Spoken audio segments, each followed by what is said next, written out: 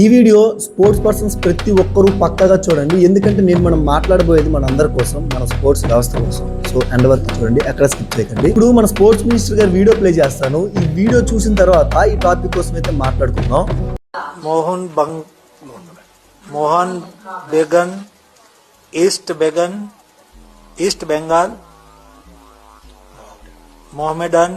ఇప్పుడు నేను మాట్లాడబోయే మాటలన్నీ గవర్నమెంట్ ని ఉద్దేశించే మాట్లాడబోతున్నా.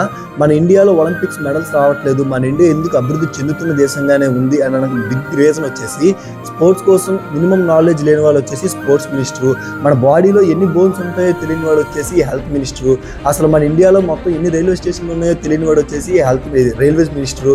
ఇలాగా అసలు నాలెడ్జ్ లేని వాళ్ళకి మినిస్టర్ పదవులు ఇస్తుంటే మన ఇండియా ఎప్పుడు డెవలప్ అవుతుంది? రీసెంట్ గా తమిళనాడులో కనుక చూసుకుంటే ఒక ప్రొఫెషనల్ ఇంటర్నేషనల్ నేషనల్ ప్లేయర్ అయిన బాస్కెట్బాల్ ప్లేయర్ అతన్ని స్పోర్ట్స్ పర్సన్ గా పెట్టారు. ఇలాంటి వాళ్ళని కదా పెట్టాల్సింది, ఎందుకంటే యాజ్ ఎ స్పోర్ట్స్ పర్సన్ గా నేను ఎంత బాధపడుతున్నానో అతనికి తెలుస్తుంది, ఎందుకంటే ఆయన కూడా ఆల్రెడీ బాధలన్నీ ఫేస్ చేసే ఉంటాడు కదా. సో ఎప్పటికైనా మారండి. ఈ వీడియో పైన స్పోర్ట్స్ పర్సన్ చూసిన ప్రతి ఒక్కరు మీ అభిప్రాయం ఏంటో కింద అయితే పక్కాగా కామెంట్ చేయండి. ఇలాంటి మోర్ ఇన్ఫర్మేటివ్ వీడియోస్ కోసం ఇప్పుడే మన ఈశ్వర్ ఫిట్నెస్ సెంటర్ ని ఫాలో చేసుకోండి. Thank you so much guys.